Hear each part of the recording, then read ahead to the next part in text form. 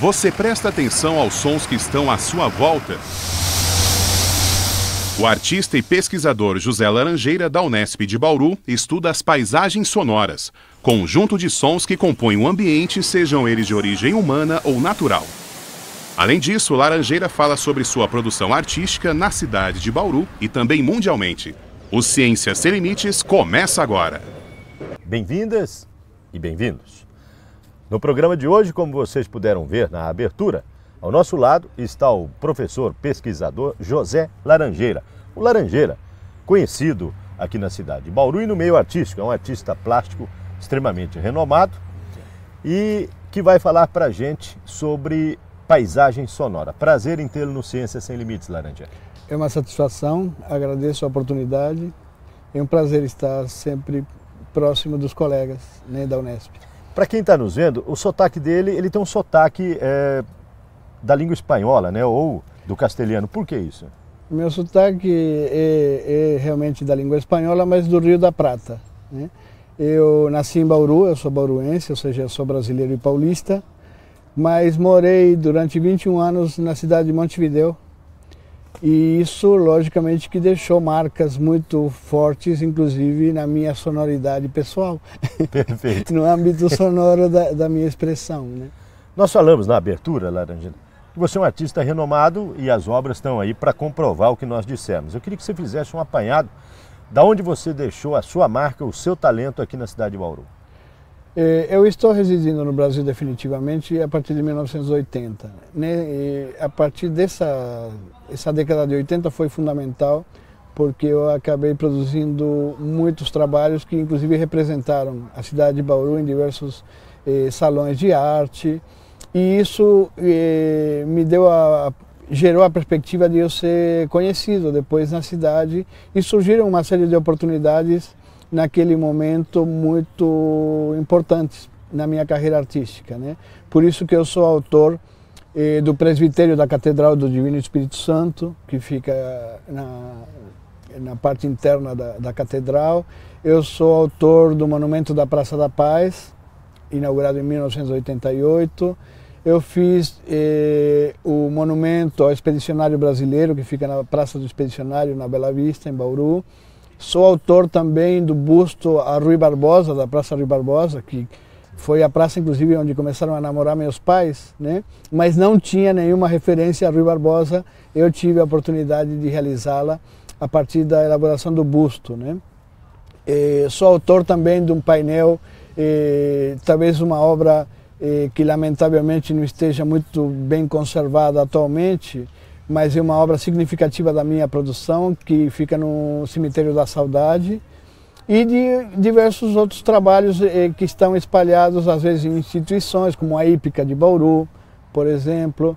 Na Nações Unidas tem também um leão do Lions Club. E em outras cidades, que algumas eu ganhei por concurso, outras por convite feito pelas prefeituras. Tem uma prefeitura que tem um portal, né? Eu tenho aqui na cidade de Bocaina, a entrada da cidade recebe uma escultura minha de 9 metros de altura, né? Agora, você já expôs também em inúmeros salões, mostras, conta pra gente essa parte. Eu estou produzindo, na verdade, como escultor desde 1978. 78, 79, ocorreu a primeira exposição oficial dos meus trabalhos a público, né? Ou seja, são já algumas décadas produzindo esculturas e ganhando prêmios. E ganhando alguns prêmios, ganhando o reconhecimento do meu trabalho e inclusive a possibilidade de realizar obras que depois se incorporam ao imaginário das pessoas e que são, no meu entendimento, verdadeiras publicações, né? Porque é tornar a minha obra pública e fazê-la parte, inclusive, integrante da cultura simbólica daquela população, daquele povo, daquela cidade. Laranjeira, como é que é fazer um doutorado em outro país, na Espanha, na Europa? É muito diferente aqui do Brasil, né? Tem as suas diferenças, inclusive eu cheguei num momento onde a pós-graduação na Europa estava passando por um processo de, eu diria, uniformização de todos os países a nível de estudos, né? Seja na graduação, seja na pós-graduação. que é o que gerou, inclusive, o Tratado de Bolonha, né? Isso, inclusive, me permitiu dilatar um pouco o prazo de realização do meu trabalho e, de certa maneira, acabou colaborando um pouco pela circunstância que eu tive que vivenciar de ter que retornar ao Brasil precipitadamente, quase abortando esse processo, pela situação gerada na economia brasileira da queda do real em 98, 99. 1º de janeiro de 1999 houve uma queda brusca e todos os recursos que eu dispunha para estar instalado realizando o doutorado caíram abruptamente e isso comprometeu inclusive a minha permanência lá.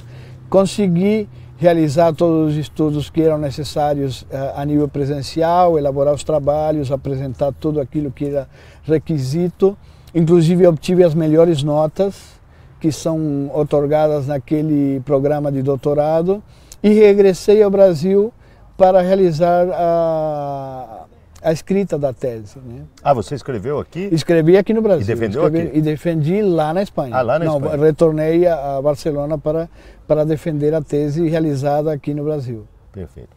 Nós estamos chegando ao final desse bloco e não falamos especificamente sobre paisagem sonora. Mas no segundo bloco nós vamos tratar exclusivamente do assunto paisagem sonora ou trânsitos sonoros, que foi um objeto da sua tese e é relativamente inédito esse assunto, né, Laranjeira? É um tema recente inclusive, né? Na produção artística e você vai contar para a gente... na academia, né? Na academia. Como é que os sons interferem ou auxiliam a parte artística ou das artes plásticas, né? Ele está inserido em qualquer obra, né? O que é fundamental na arte é a percepção. A percepção, ou seja, o uso dos nossos sentidos. Né? Então, no âmbito dos sentidos, o auditivo é extremamente significativo e talvez de uma dimensão muito particular, porque a percepção auditiva é holística. Né? Perfeito. Nós estamos chegando ao final deste bloco. No bloco seguinte, a gente vai falar exclusivamente sobre percepção e paisagem sonora. Para você contactar o pesquisador, o e-mail dele aparece aí na sua tela. É jlaranjeira@faac.unesp.br. Se você quiser conhecer um pouco mais, www.faac.unesp.br. Clique em departamentos. O professor Laranjeira pertence ao Departamento de Artes e Representação Gráfica, o famoso DARG, aqui do campus da Unesp de Bauru. Se quiser interagir conosco, também está aí o e-mail cienciasemlimites@tvu.unesp.br. E para rever os nossos programas, www.tv.unesp.br. É um instante só, Ciência Sem Limites volta já já.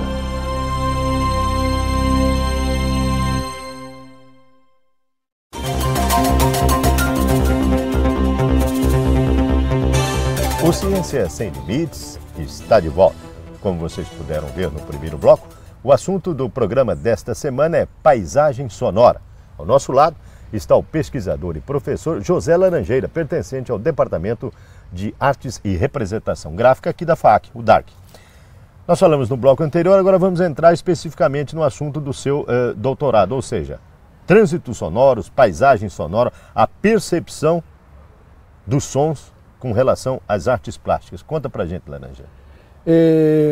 Soundscape é uma denominação, é um termo que foi cunhado por Murray Schiffer, que é um canadense, um pesquisador canadense, que reuniu uma série de profissionais, engenheiros de acústica, músicos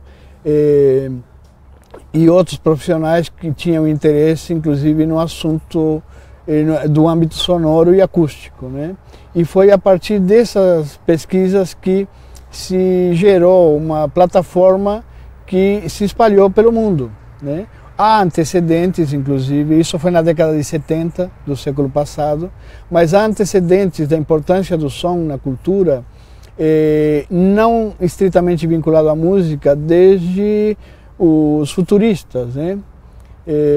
Que já prenunciavam a importância da sonoridade no âmbito de produção artística, né?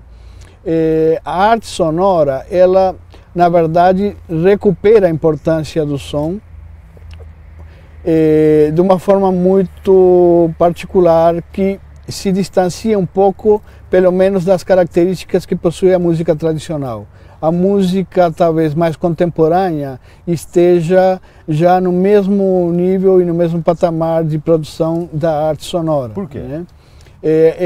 O som ele ganha uma importância fundamental no século XX, graças ao desenvolvimento da tecnologia, principalmente a captura do som. Poder gravar. Né? Poder gravar. A gravação do som nos permite fixar esse âmbito sonoro, e a partir dessa gravação a gente ter possibilidade de gerar composições, empregá-lo para incorporá-lo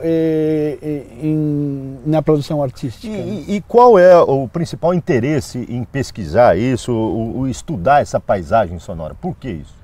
A preocupação que a paisagem sonora nos traz é justamente com o meio ambiente, ou seja, ela surge inclusive de circunstâncias extremas de poluição sonora que nós estamos expostos principalmente nas grandes cidades, em função de sons que são produzidos pelos seres humanos, ou seja, são motores que de alguma maneira prejudicam não só a natureza, senão que o próprio ser humano acaba sendo constrangido e acaba gerando sérios problemas, inclusive, né? É que a gente se adapta, a gente se acostuma, né? Com determinadas circunstâncias, acabamos nos moldando muito bem a diversas circunstâncias. Por isso somos uma espécie que vive a 50 graus acima e a 50 graus abaixo da temperatura Celsius. Né? E o que motiva, Laranjeira, esse estudo? O que motiva o interesse em pesquisar a sonoridade nas artes? O som ele tem a particularidade de trazer uma informação espacial completa, holística, né? O âmbito da visualidade talvez tenha sido saturado pelo excesso de produção de imagens que nós temos já no século XX e agora nesse início do século XXI é onde ganha realmente relevância a produção de arte sonora, porque inclusive nos principais centros, né, e lugares onde, principalmente museus e galerias, acabam recebendo a produção sonora desses artistas que estão atentos, né, a essa riqueza expressiva que o som possibilita, né? No seu trabalho, que tipos de som você pesquisou, que você capturou, que você gravou, enfim, você levou lá para a Espanha, acho que muito som daqui do Brasil, né?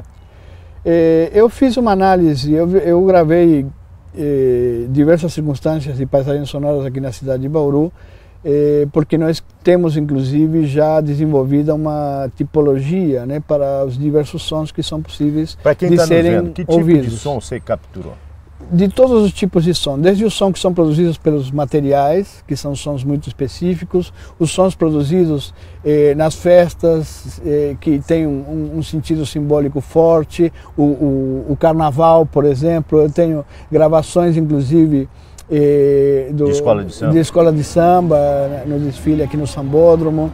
Eu tenho em terreiros, inclusive, de candomblé, na rua, no centro da cidade, na periferia, na favela. Som da natureza. O som da natureza é o que realmente recupera, inclusive, a sanidade, né? É o que nos permite, muitas vezes, principalmente no horto florestal, também no Jardim Botânico tenho gravações, e depois no meu jardim, na minha rua e principalmente aqui no campus da Unesp. E em todas essas gravações a gente detecta que o som mais significativo que a natureza apresenta para a gente ter possibilidade de ouvir é o som dos pássaros. Os pássaros é como se tivessem a responsabilidade de restituir o equilíbrio, a harmonia do ambiente, né? Existe inclusive alguns estudiosos que apontam que o trinar dos pássaros logo ao amanhecer, né, é uma resposta da própria natureza para anunciar realmente um novo dia, o restabelecimento realmente da vida, né? Então, talvez seja uma visão muito poética, mas não carece de sentido, pelo contrário. Quem está nos assistindo pode pensar, já pensou amanhecer sem o cantar dos pássaros, né? Seria terrível. Monótono demais, né? Seria triste. Terrível. E uma das coisas que mais nos fortalece, eu acho que a nossa presença aqui no campus é estarmos próximos justamente dessa natureza, né? Do cerrado e a presença dos pássaros. Por exemplo, aqui ao fundo, essa obra de arte, existe sonoridade nela?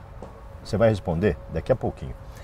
O Ciência Sem Limites vai para um breve intervalo e no bloco seguinte a gente vai continuar falando sobre paisagem sonora e percepção com o professor Laranjeira. Um instante só, a Ciência Sem Limites vai para um breve intervalo.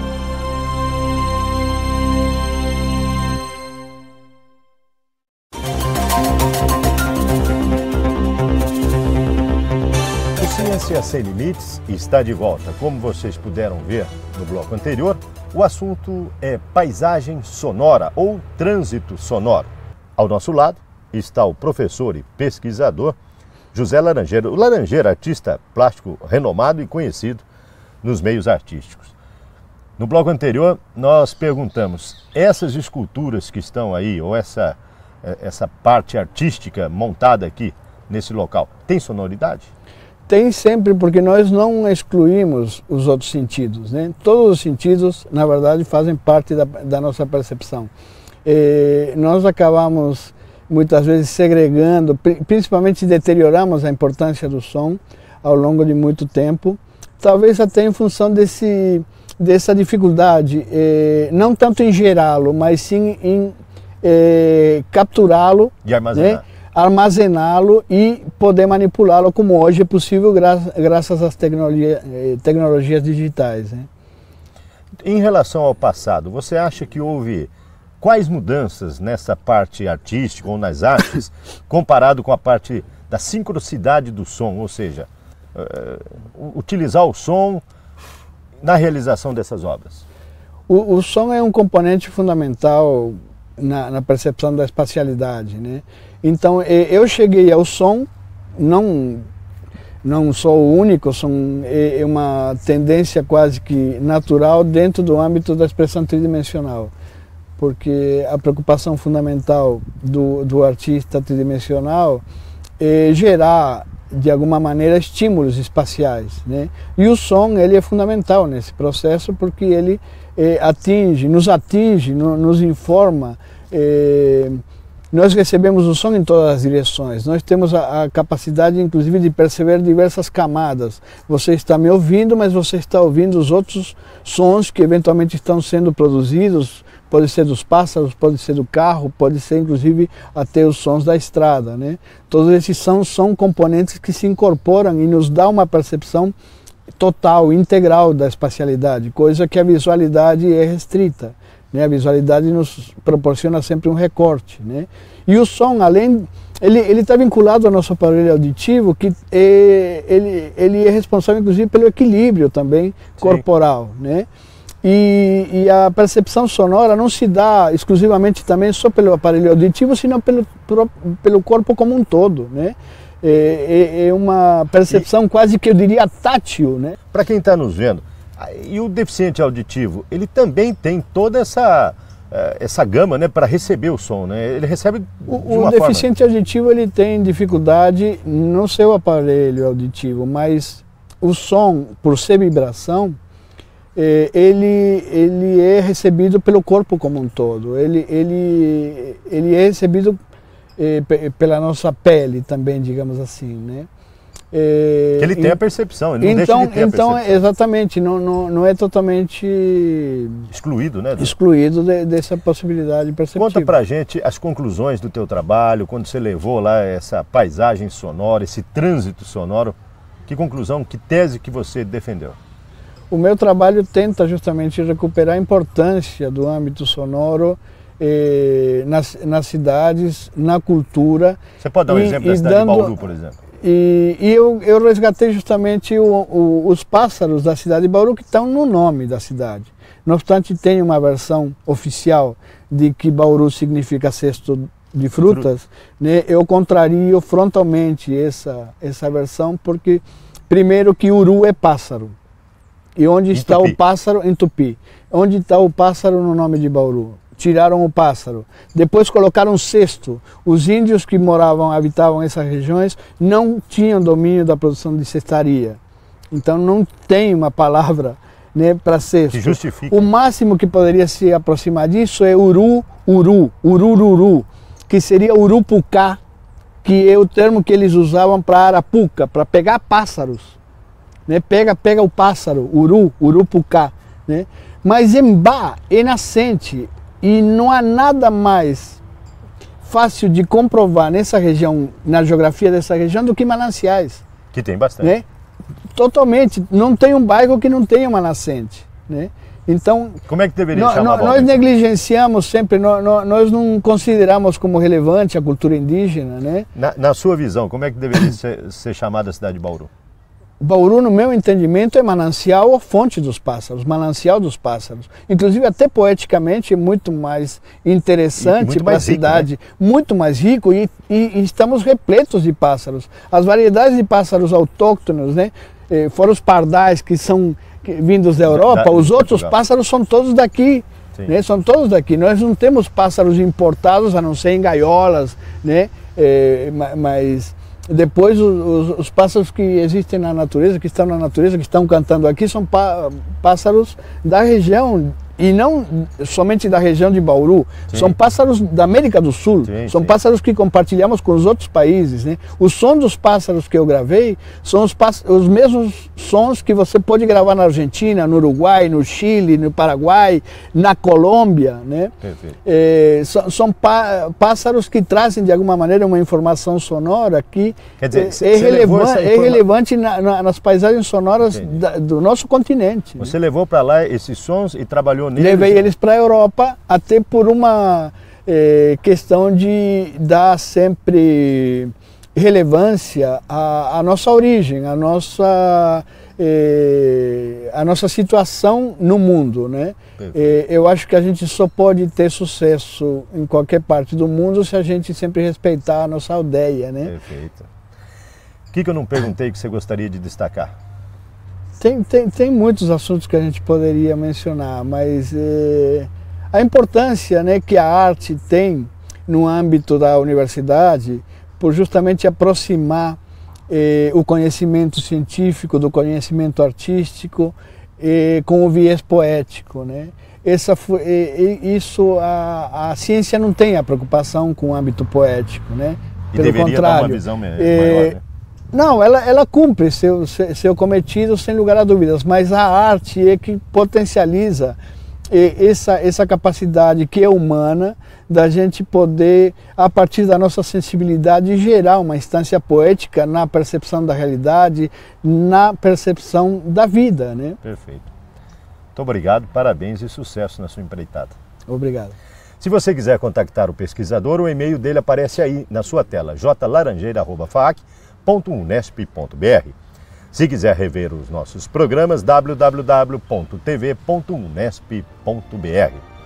Ponto final em mais um Ciência Sem Limites. Na próxima semana, um novo assunto, um novo pesquisador. Esperamos por você. Até lá.